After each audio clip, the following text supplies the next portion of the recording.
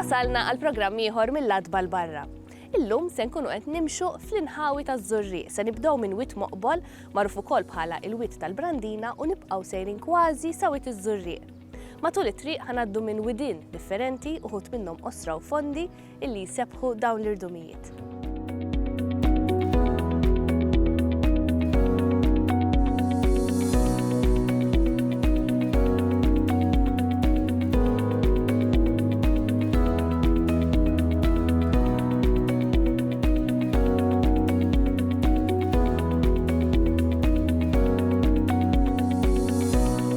Moqbol insibu diversi speċi ta' siġar. Hawnhekk insibu l-ikbar popolazzjoni f'Malta ta' siġar tal-lanġas salvaġġ, kif ukoll siġar oħrajn bħal anżalor u l-ħarrub.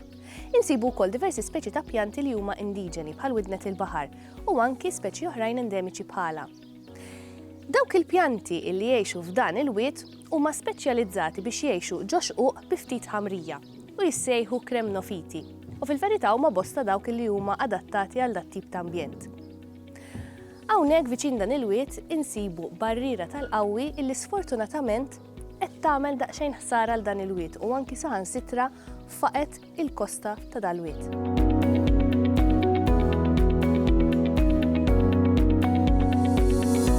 Il-wied jinstab ġo nofs ix-xari, ġifieri fuq il-ġnub tiegħu issib ambjent ta' xari u fejn inti ssib wied speċjalment fejn ikun hemm jaqa' l-ilma u hemm ammont ta' substrate ammont ta' ħamrija se ssib ambjent li huwa differenti. Partikolarment widien bħal Wied Moqbol illi jiżbokka għal ġol l-irdumijiet għal ġol l-baħar għandek varjazzjoni ta' ambjenti Maltin kemm x-axis u y-axis, ġifieri jekk wieħed iħares orizzontali x-axis tara varjazzjoni minn xari, ambjent karstiku, tipiku b'ħafna erika, basal tal-ansar, etc. U mbagħad jaqleblek għal makkja u anke fil-każ ta' dan il-wied fejn għandek ammont ta' siġar fejn jiġi foresta żgħira, woodland. Jekk wieħed iħares liha b'mod differenti, b'mod y-axis, iktar ma toqrob lejn l-irdumijiet, iktar qed titkellem fuq ekoloġija rupestrali li tikber ġo xquq u anke pjanti li huma ħafna iktar toleranti għall-imluħa. Ġifieri hawnhekk partikolarment wieħed isib anke l-pjanta nazzjonali Maltija widnet il-baħar. Dal-wied partikolari fih foresta ħansejħulu hekk ta' siġar. L-iktar notevoli minnhom huwa l-lanġas salvaġġ, però huwa karatterizzat ukoll minn ammont ta' siġar indiġeni Maltin bħal ħarrub, tin, żebbuċ u ammont sew ta' olliq. Ta' min wieħed jgħid illi fl-antik dan il-wied l-owner tiegħu jitkellem li kellu lanġasa li minna kien jaqta' l-frott u li ma frott kien jinbih. Illum il-ġurnata għalkemm insibu popolazzjoni ta' siġar tal-lanġas ta' madwar 70 siġra, l-ebda waħda minnhom mija edible, jiġifieri kollu mar lura għas-salvaġġ. Bħal mettilkom iktar qabel dan il-wied huwa magħruf ukoll bħala il-Wied tal-Brandina. Naraw min di Brandina? Għalkemm il-wied jismu Wied Moqbol, realistikament dan il-wied kien imqabbel lill-familja Grek għal 100 sena li maqbiela spiċċat fil-ħamsinijiet. Il-familja li kien imqabbela għandha kienu jisibuhom tal-Brandina. Infatti fl-akwati ta' hawnhekk jekk ħafna min nies jekk tgħidilhom Wied Moqbol ma jafux fejn hu għax kulħadd jafu bħala l-wied tal-Brandina. Din il-familja l-Brandina kienet tgħix minn fuq dan il-wied, jiġifieri kellhom merħla żgħira ta' mos li kienu jaraw hawnhekk u kienu jaqtaw ukoll ammont ta' skuk tal-ħarrub li kien jintuża bħala firewood biex isajru bih u anke frott, lanġas u ħarrub. Ġifieri minn hawnhekk kellhom l-għaxja tagħhom. tal-brandina, l-laqam tal-brandina ġej mill-fatt li persuna mill-familja li kien imsiefer barra kien għamel żmien jgħix barra minn saqaf fuq rasu kien jorqod ġo hemok. Li hemok bil-Malti tisih branda. Allura beda jirrakkonta l-istorja l-kulħadd u minn hemmhekk il-familja ġiet tal-Brandina. Il-familja tal-Brandina waqfet il-qbiela tagħha li kienet ta' 100 sena fil-ħamsinijiet u minn hemmhekk qisu ħansejħlu hekk intilef il-kontroll fuq il-wied. U beda jkun hemm ħafna iktar nies li jġibu l-annimali tagħhom jiraw, jiġifieri bdew jidħlu merħliet kbar. Fit-tmeninijiet ingħata il-permess jew bdiet topera barriera tal-qawwi li kellha effett kbir fuq l-ekoloġija u anke fuq l-aċċess għal-wied.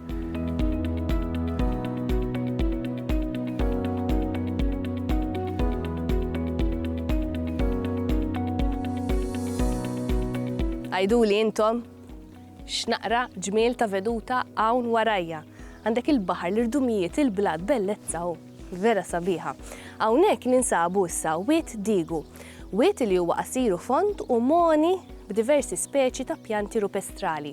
Issa rupestrali tfisser pjanti li jikbru fl-irdumijiet. Però qisu dawn il-widien kienu itwal, imma qsaru u fil-verità hekk ġara fil-fatt inti Malta dejjem kienet ikbar. Iżda mbagħad wara miljuni ta' snin, il-baħar reġa' bela lura biċċiet kbar minna.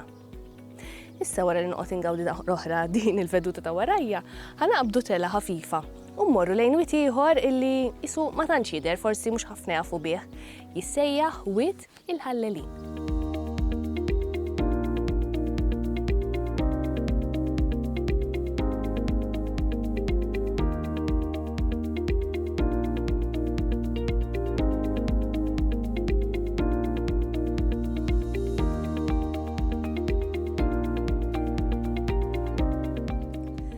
U hekk tlajna it-tela u hawnhekk fuq din in-naħa nsibu wied il-ħallelin li semmejtilkom. Issa dan kien jagħti għal wied fulija.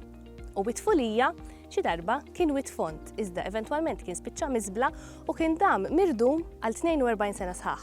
U mbagħad fl-1996 din il-miżbla ingħalqet u mbagħad snin wara b'investiment ta' 4.5 miljuni euro il-Wasteserv setet tirriġenera dan il-wied lura għal-habitat oriġinali tiegħu. Iżda ovvjament il-wied ma setax jerġa' jitħaffer, però llum minflok din il-miżbla nsibu park sabiħ b'siġar illi bdew iħaddru u hawn mixja vera sabiħa.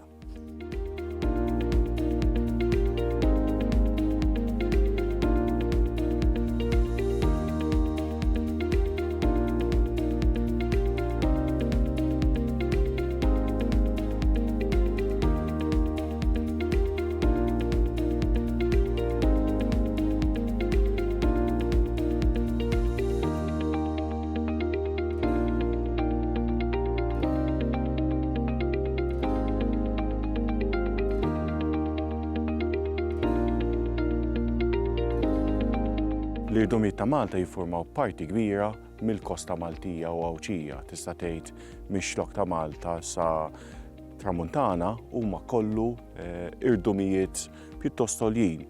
Barra minn hekk hemm ukoll diversi postijiet fejn insibu s-sisir. X'inhi d-differenza? L-irdum drabi huwa dak il-parti vertikali, mentri s-sis huwa l-parti pjuttost iktar inklinata. Ħafna drabi tkun magħmula minn sisin ta' blat jew ta' tafal. L-irdumijiet minħabba li għaw parti kbira mill-pajjiż li huwa magħmul minnhom insibu diversi speċi partikolari għal daw iż-żoni. B'xorti tajba minħabba li huma irdumijiet huwa diffiċli ħafna wieħed jiżviluppahom jew kellha jagħmel użu minnhom, però sfortunatament kif rajna wkoll f'dil-mixja minħabba li l-blat huwa pjuttost tajjeb, żoni madwarhom jistgħu jintużaw għal barriri u għal tuħ tal-blat u affarijiet bħal dawn. Però minħabba li pjuttost parti kbira minn dawn l-irdumijiet b'eċċezzjonijiet huma mhux mit-tifsa, hemmhekk insibu żoni importanti ħafna għal biodiversità. Barra minn hekk kif semmejna nsibu diversi speċi li huma endemiċi apparti dawk li huma indiġeni, ċewa li jikbru fil-klima ta' Malta, l-endemiċi huma dawk li jikbru biss fil-Gżejjer Maltin jew inkella l-Gżejjer Maltin u l-madwar bħal pereżempju Sqallija jew Pantellerija. Fost dawn l-ispeċi insibu diversi li huma kremnofiti, jiġifieri l-eruq tagħhom huma adattati biex jitlu fix-xquq tal-blat. M'hemmx għalfejn ngħidu li l-irdumijiet huma habitats ħorox ħafna, mirjieħa, hemm ftit ħamrija ħafna drabi meta jkunu bħal hawnhekk dej il-baħar mimlija melħ u allura għandna dawn l-adattamenti fosthom fl-eruq li mhux biss jistgħu jgħaddu mix-xquq u jiftħuhom imma wkoll dik il-ftit ħamrija li jkun hemm ġewwa jistgħu jisfruttaw bl-aqwa mod. Allura l-eruq tagħhom ikunu qishom nett, qishom mifruxa ħafna. Barra minn hekk insibu l-adattament li jkunu ħafna drabi sukkulenti jew jixbħu lis-sukkulenti. Pereżempju, l-weraq tagħhom ikunu ħoxnin, jiġmgħu l-ilma u affarijiet oħrajn. Fost dawn it-tipi ta' speċi endemiċi bla dubju nafu bil-widnet il-baħar, il-pjanta nazzjonali, imma nsibu wkoll oħrajn bħal pereżempju il-bjanka tal-irdum jew inkella is-sedum tal-irdum li huwa hija pjanta żgħira ħafna, partikolari ħafna li tikber fl-irdumijiet ta' matul il-kosta. Barra minn hekk insibu wkoll pjanti li huma iktar komuni, pereżempju il-karotti salvaġġi, il-fexfix tal-irdum, is-siġra tal-bruk u pjanti oħrajn li l-adattament tagħhom mhuwiex biss għall-irdum huwa iktar għal fatt li dawn huma postijiet ħdejn il-baħar. Barra minn dawn il-pjanti insibu wkoll speċi ta' annimali li issibhom l-iktar mal-irdumijiet fosthom speċi ta' bebbux, paż-żugraga u d-dussis ta' Malta li huma endemiċi wkoll u ssibhom prattikament jew fuq l-irdum jew fuq il-parti tas-sis u jkunu dawn lokati f'żoni vera restretti. U għalhekk l-importanza ta' l-irdum mhux biss bħala habitat sħiħ imma wkoll bħala partijiet partikolari fejn tista' ssib dawn l-ispeċi ristretti ħafna. Barra minn dawn l-annimali nsibu wkoll bla dubju l-għasafar fosthom iċ-ċief u l-kangu ta' filfla li jbejtu f'daw iż-żoni u fil-fatt postijiet bħal dawn fejn hawn id-dlam, fejn hawn ix-xquq fil-blat, dawn l-għasafar jistgħu jbejtu kif ukoll speċi oħrajn bħal ngħidu aħna il-frifet il-lejl li fejn jkun hawn id-dlam u fejn ikun hawn insetti li jistgħu jieklu minnhom dawn issibhom bi gżuz pjuttost kbar. U għalhekk li importanti li l-kosta inżommuha kemm jista' jkun fl-istat naturali tagħha u fejn saru ċertu interventi tul is-snin, forsi biħsieb dak iż-żmien li biħsieb differenti minn tal-lum. Kien hawn forsi wied u għadna żona tajba biex impoġġu iż-żibel tagħna bħala miżbla.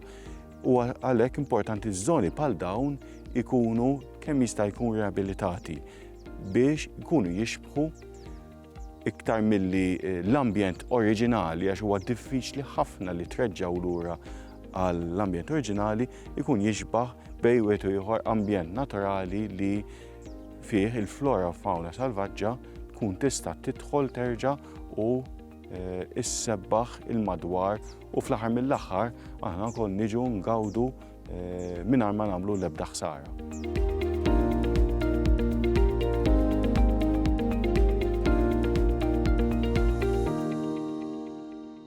Issa tlajna din it-tela ħafifa qalb il-bini u hawnhekk ħaniġu fejn batterija anti-aircraft illi llum il-ġurnata tagħmel parti minn razzett tal-baqar.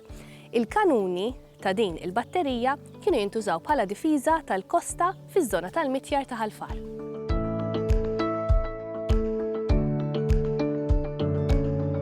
Dan il-ħawi huma nħawi li jinsabu viċin dak li kien il-mitjar ta' Ħalfar, anka l-mitjar ta' Ħalluqa u anka l-inħawi ta' Birzebbuġa li fi żmien it-tieni gwerra dinjija kienu post strateġiċi, allura kellhom bżonn ċertu difiża.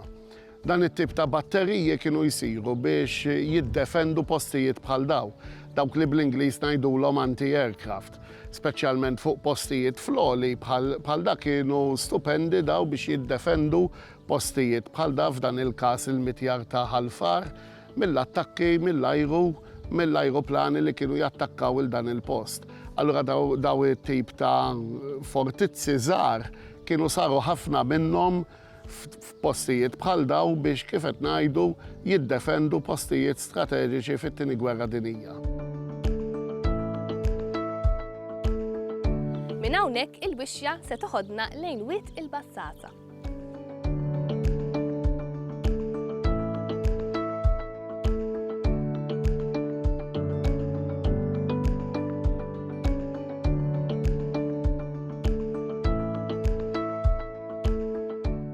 Hawnhekk ħanidħlu wied il-Bassasa. Issa, bejnietna ma nafx hemm xi konnotazzjoni partikolari ma' dal-isem, imma insomma. Mela, dan il-wied jibda minn ħdejn din ir-roqa ħarrub, u mbagħad nibqgħu deħlin jofroq fit-tnejn u jmil fil-baħar. Issa, m'hemmx passaġġi biex tinżlu għal dan il-wied, jiġifieri jekk ħatinżlu qogħdu attenti, u jekk ħatinżlu tistgħu taraw ukoll passaġġ żgħir mal-kosta mbagħad illi jagħti għal bosta għerien. Fosthom għar il-ħallelin. Tlaqna?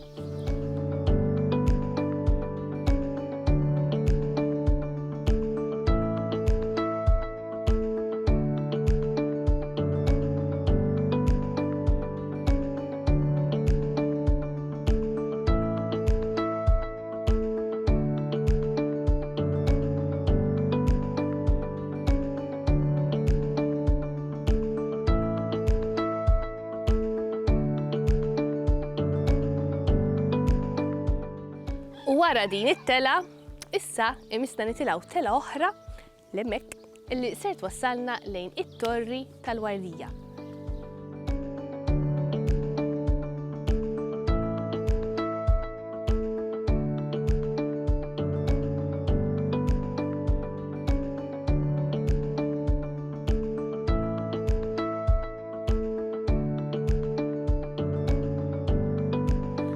Hawnhekk wasalna fejn it-torri tal-Wardija li jinsab bejn wied iż-Żurrieq u Ħalfar.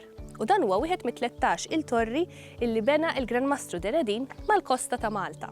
Sa Ġunju tal-1659 dan it-torri kien mibni u lest u kien l-aħħar wieħed illi nbena. L-isem oriġinali tiegħu kien Torre della Guardia di Giorno. Torrijiet oħrajn viċin dan it-torri insibu it-torri ta' wied iż-Żurrieq u t-torri Ħamrija viċin Ħaġarqin.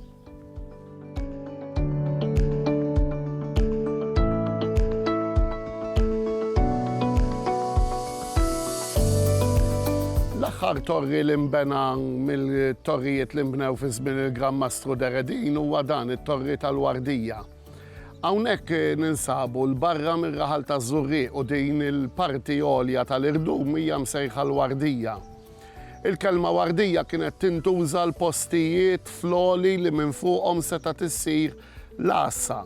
Pereżempju fejn l-irdum ta' Ħaddingli fejn Ġebel Ċantar insibu l-Wardija ta' San Ġorġ li wkoll huwa post tal-assa. U fil-Medjuevu minflok Santirmu, il-Forti Santirmu fil-Belt Valletta, ukoll kienu jgħidulu l-Wardija għas sempliċi raġuni li kien post minn fejn issir l-assa għad-daħla tal-portijiet.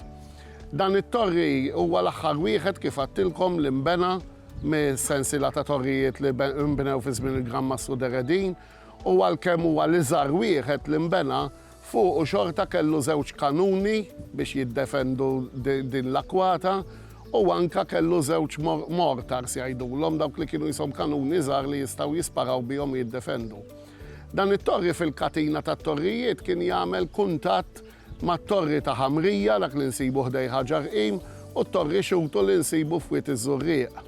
Fuq din ix-xaqliba ta' Malta t-torrijiet ma kinux daqshekk użati bħala u frekwenti bħal ma nsibu fuq in-naħa l-oħra ta' Malta. Sempliċi raġuni li hawnhekk hawn ħafna rdumijiet, allura l-irdumijiet huma mezz ta' difiża naturali. In-naħa l-oħra ta' Malta ġifieri fejn insibu l-inħawi ta' Sliema u San Ġiljan, hemmhekk insibu ħafna iktar torrijiet għax hemm iktar ħafna daħlit kennija fejn bniedem seta' jinżel l-art minn hemmhekk. Allura dan it-tip ta' torrijiet kienu maħluqin biex jiddefendu l-kosta Maltija. Min ħdejn it-torri tal-Wardija badna niżlin issa lejn Widganu. Għaddejna minn fejn żewġ barrieri fondi u issa hawnhekk hawn mogħdija li jekk ħanibqgħu mixin magħha ħanaslu ħdejn l-irdum u nimxu mixja sabiħa tul il-kosta.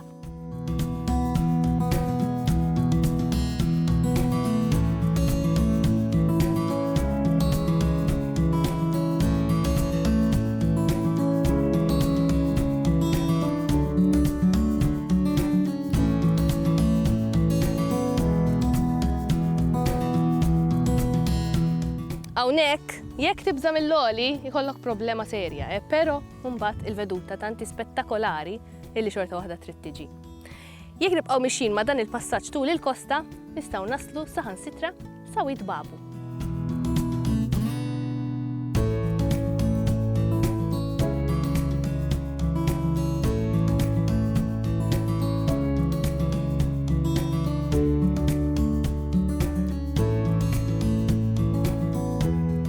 Issa hawnhekk qed noqorbu lejn tmiem il-mixja tagħna. Għaddejna minn fejn barriera antika u wassalna hawnhekk li qegħdin fil-għoli immens, però xorta waħda hawnnaħa kennija mhux ħażin u fil-fatt kieku qegħdin hawnhekk qed ixxommu riħa taqsam sabiħa ta' satar għax tiskanta in-natura meta ssib daqsxejn kien kif tifjorixxi.